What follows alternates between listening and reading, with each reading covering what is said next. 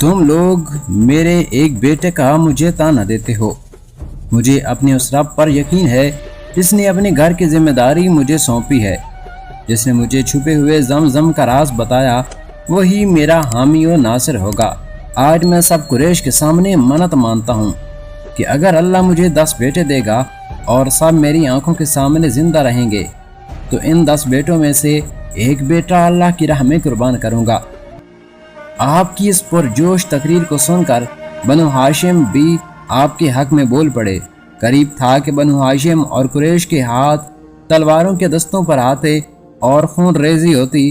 آپ نے آگے بڑھ کر سب کو خاموش کروایا اور کہا، آپس میں مت لڑو، ہم یہ فیصلہ کسی سالس سے کروا لیتے ہیں، اور قریش بھی اس شرط پہ مانے کہ وہ زمزم کی وراثت کا فیصلہ اپنی پسند کے سالس سے کروائیں گے۔ عبد المطلب نے ان کی یہ شرط قبول کر لی۔ چند ہی دن بعد قریش کا تجارتی قافلہ شام کے لیے تیار ہوا تو فیصلہ ہوا کہ شام کے بلائی علاقے مان کے ایک کاہن سے فیصلہ کروایا جائے گا۔ ہر قبیلے سے 20 آدمیوں کا جانا طے ہوا۔ حضرت عبد المطلب علیہ السلام بھی اپنے 20 آدمی لے کر روانہ ہوئے۔ قریش کی طرف سے بھی 20 لوگ تھے۔ حرب بن امیہ اپنے الگ 20 لوگ لے کر نکل پڑا۔ یہ راستہ بہت کٹھن تھا، ہر طرف پہاڑ، چٹیل میدان اور صحرا تھے۔ ایک جگہ پر جناب عبد المطلب علیہ السلام نے پڑاؤ کیا تو آپ اور آپ کے ساتھیوں کے پاس پانی ختم ہو گیا۔ آپ کے ساتھی پیاس سے نڈھال ہو گئے۔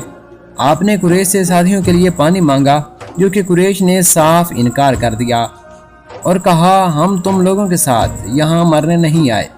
حرب بن امیہ نے ایک بار پھر آپ کا مذاق اڑایا۔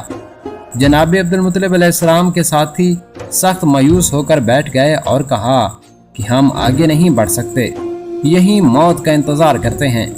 مگر جناب عبد المطلب علیہ السلام نے کہا، ہرگز نہیں، ہم آگے بڑھیں گے، یقیناً قریب ہی اللہ ہمیں کسی آبادی میں پہنچا دے اور ہم پانی حاصل کر سکیں۔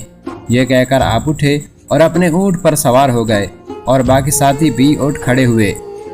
جیسے ہی حضرت عبد المطلب علیہ السلام کا اونٹ اٹھا، اس کے پیٹ کے نیچے اللہ نے زمین سے پانی جاری کر دیا اور پانی دیکھ کر آپ نیچے اترے، خود پانی پیا اور ساتھیوں کو بھی پلایا۔ آپ کو پانی پیتا دیکھ کر قریش آپ کی جانب بھاگے اور دیکھ کر حیران رہ گئے کہ زمین سے صاف و شفاف پانی کا چشمہ ابھر رہا تھا۔ آپ نے قریش کو مخاطب کر کے کہا، جس رب نے مجھے مکہ میں چھپا ہوا زمزم عطا کیا، اسی نے مجھے اس چٹیل میدان میں بھی پانی کا چشمہ دے دیا۔ لو تم بھی پیو، جانوروں کو پلاؤ اور سفر کے لیے مشکی سے بھی بھر لو۔ قریش شرمندہ ہو کر پانی بھرنے لگے۔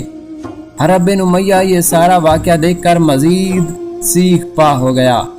حضرت عبد المطلب علیہ السلام نے قریش کو آگے چلنے کا کہا تاکہ کاہن سے زمزم کی وراثت کا فیصلہ کروایا جا سکے، مگر قریش نے آگے چلنے سے انکار کر دیا اور کہا، اے ہاشم کے بیٹے، تیرے خدا نے ہمیں تمہارے مقابلے میں شکست دے دی۔ ہم تسلیم کرتے ہیں کہ زمزم کے حقیقی وارث تم اور تمہاری اولاد ہی ہے۔ اس طرح زمزم کے کنویں کی وراثت عبد المطلب علیہ السلام اور اولاد عبد المطلب کے نام ہوئی۔ چونکہ آپ ایک نرم مزاج اور سخی دل انسان تھے، آپ نے اہل مکہ کو زمزم پینے کی عام اجازت دے دی۔ یوں حج کے علاوہ بھی اہلیان مکہ اس مقدس پانی سے سراب ہوتے تھے۔ زمزم کی وراثت پر خدائی فیصلے کے بعد قریش نے بھی حضرت عبد المطلب اور ان کی اولاد کو دل سے زمزم کا حقیقی وارث تسلیم کر لیا۔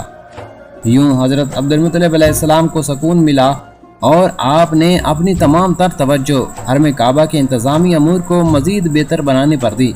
آپ نے زمزم کا کنواں دوبارہ تعمیر کروایا اور اسے اہل مکہ کے لیے وقف کر دیا۔ اس سے پہلے جناب عبد المطلب علیہ السلام کو حجاج کے لیے پانی جمع کرنے کے لیے مکہ سے 50-60 میل دور مختلف کنووں سے پانی جمع کرنا پڑتا تھا، لیکن زمزم دریافت ہونے کے بعد یہ پریشانی دور ہو گئی۔ تو معزز ناظرین، مجھے امید ہے کہ آپ کو یہ قسط پسند آئی ہوگی۔ ملیں گے متولی کعبہ کی نئی قسط کے ساتھ۔ اگر آپ نے ہمارے چینل کو سبسکرائب نہیں کیا تو جلدی سے سبسکرائب کر دیں تاکہ مزید ایسی اقساط سے آپ محروم نہ رہ جائیں۔ ملیں گے اگلی قسط میں، تب تک کے لیے اللہ نگہبان۔